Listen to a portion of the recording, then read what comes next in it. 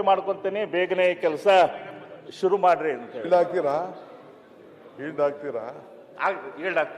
ನೀವು chief minister ಆಗಬೇಕು ಅಂತಿದ್ದವರು, opposition leader ಆಗಬೇಕು ಅಂತಿದ್ದವರು, ನೀವು ಇಷ್ಟು ಎಕ್ಸ್ಪೀರಿಯನ್ಸ್ ಇದೆ, ನಿಮ್ಮ ತಂದೆ ಜೊತೆ MLA ಇದ್ದೆ ನಾನು.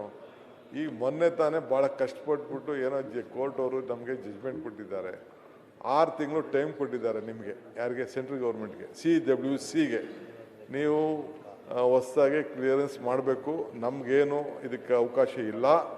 ನಮಗೆ supreme court involve, it is not A technical committee.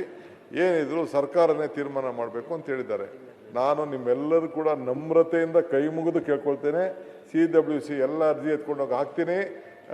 Revised DPR ಕೂಡ ಸಲ್ಲಿಸ್ತಾ ಇದ್ದೀನಿ. ನೀವೆಲ್ಲ ಸೇರಿ ನೀವು ಮಾಡಿದ್ರೆ ಆದಷ್ಟು ಜಲ್ದಿ ನಿಮ್ಮನ್ನೆಲ್ಲ ಕರ್ಕೊಂಡೋಗಿ ಭೂಮಿ ಪೂಜೆ ಮಾಡಿ ಪ್ರಾರಂಭ ಮಾಡೋಂಥ ಸಂಕಲ್ಪ ಈ ತಾಯಿ ಕಾವೇರಿ ಕೊಟ್ಟಿದ್ದಾರೆ. ಅದಕ್ಕೆ ನೀವೆಲ್ಲ ಸಹಕಾರ ಕೊಡಬೇಕು. ಇಷ್ಟು ನಯ ವಿನಯ ಅದು ಎಲ್ಲಿಂದ ಬಂತು ಸರ್ ನಿಮ್ಗೆ? ಎಲ್ಲ ನೀವೇ ಕೈ ಮುಗಿದು ಹಿಂಗೆಲ್ಲ ನಯ ವಿನಯ. ಇದೇ DK ಶಿವಕುಮಾರ, ಹೊಸ ಶಿವಕುಮಾರ? ಸರ್ ಮನೆ ಅಧ್ಯಕ್ಷರೇ, ಹೊಸ ರೂಪ DK ಉತ್ತರ ಕನ್ನಡದ ಚರ್ಚೆ ನಮ್ದೇ. ನಾವೇನ್ ಬದಲಾಯಿಸ್ತಿಲ್ಲ. DK ಶಿವಕುಮಾರ್ ಅಂದ್ರೆ ಅದಕ್ಕೊಂದು ಕಲ್ಪನೆ ಇದೆ. ನೀವು ಇಷ್ಟು ನಯ ವಿನಯ ಹೆಂಗೆ ಬಂದ್ಬಿಡುತ್ತೆ ಸರ್? ಅದು ಇದು ಸಡನ್ ಆಗಿ